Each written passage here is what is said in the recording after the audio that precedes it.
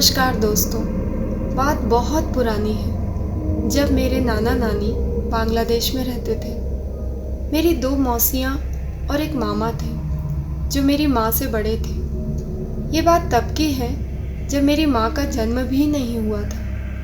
मेरे मामा और मेरी बड़ी मौसी बहुत छोटे थे। उस समय मेरी बीच वाली मौसी संध्या का जन्म हुआ था। जब मेरी मौसी का जन्म हुआ उसके दूसरे ही दिन मेरी नानी, नाना जी और मेरी परनानी को सपना आया कि वो उस नवजात बच्ची को साफ सुथरे कपड़े पहनाकर तालाब के पास छोड़ दें। पहले तो किसी ने किसी को ये सपना नहीं सुनाया क्योंकि ये सपना बहुत अजीब था। पर जब नानी ने ये बात अपनी माँ यानी हमारी परनानी को बताई तब उन्होंने भी अपना सपना सुनाया। फिर नाना जी ने भी उनको बताया कि ठीक वैसा ही सपना उनको भी आया। वो लोग थोड़ा डर गए कि ऐसा एक जैसा सपना आने का क्या कारण था, पर समय बीतता गया और थोड़े दिनों बाद वो लोग वो सपना भूल गए। मेरी मौसी 6-7 महीने की हो गई थी। तब एक दिन मेरी नानी, बड़ी मौसी और परनानी तीनों तालाब में नहाने गए। गांव की महिलाएं अक्सर एक साथ तालाब में नहाने और कपड़े धोने जाते थे। उस दिन तालाब में और कोई महिला नहीं थी, ये तीनों ही वहाँ थे। मेरी नानी कपड़े धोने लगी और बड़ी मौसी वहीं पानी में खेलने लगी। मेरी परनानी मेरी संध्या मौसी को गोद में लेकर पानी के किनारे बैठ गए। परनानी के पैर तालाब के पानी में थे और वो मेरी संध्या मौसी से बात कर उन्हें खिला रही थी। अचानक नानी को तालाब के बीच में कुछ दिखा।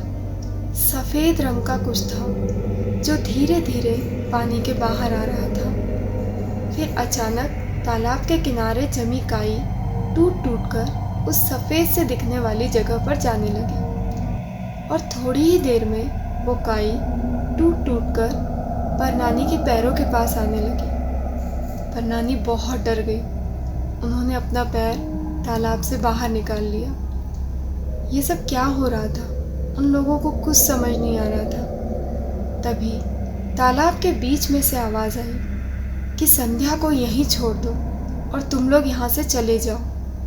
ये आवाज़ सुनकर नानी और परनानी इतना डर गए कि कपड़े वहीं छोड़कर वहाँ से घर की ओर भागे। घर जाकर उन्होंने ये सब नाना जी को बताया।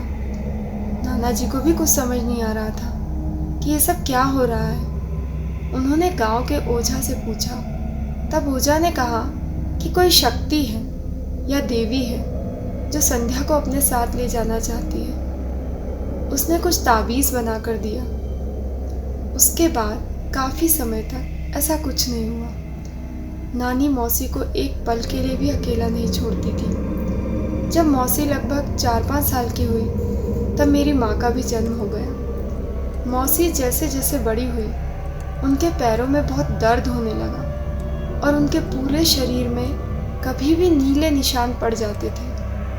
एक दिन अचानक फिर से नानी, नाना जी और परनानी जी को वही सपना आया कि संध्या को साफ सुथरे कपड़े पहनाकर तालाब के पास छोड़ दो।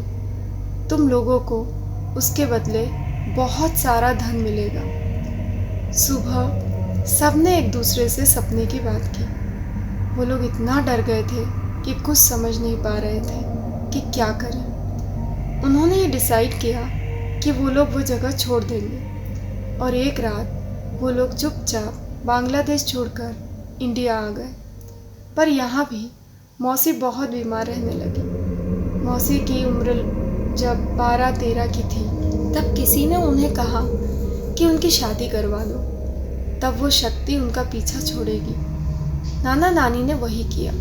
संध्या मौसी की शादी उनसे काफ़ी बड़े आदमी से करवा दी क्योंकि वो लोग इतने गरीब थे कि किसी अच्छे घर से रिश्ते की उम्मीद ही नहीं कर सकते थे। उसके बाद मौसी को फिर कभी ऐसी कोई परेशानी नहीं हुई और ना ही किसी को वैसा सपना आया। पर वो कौन सी शक्ति थी जो मौसी को साथ ले जाना चाहती थी और क्यों, ये तो कभी भी पता नहीं चला।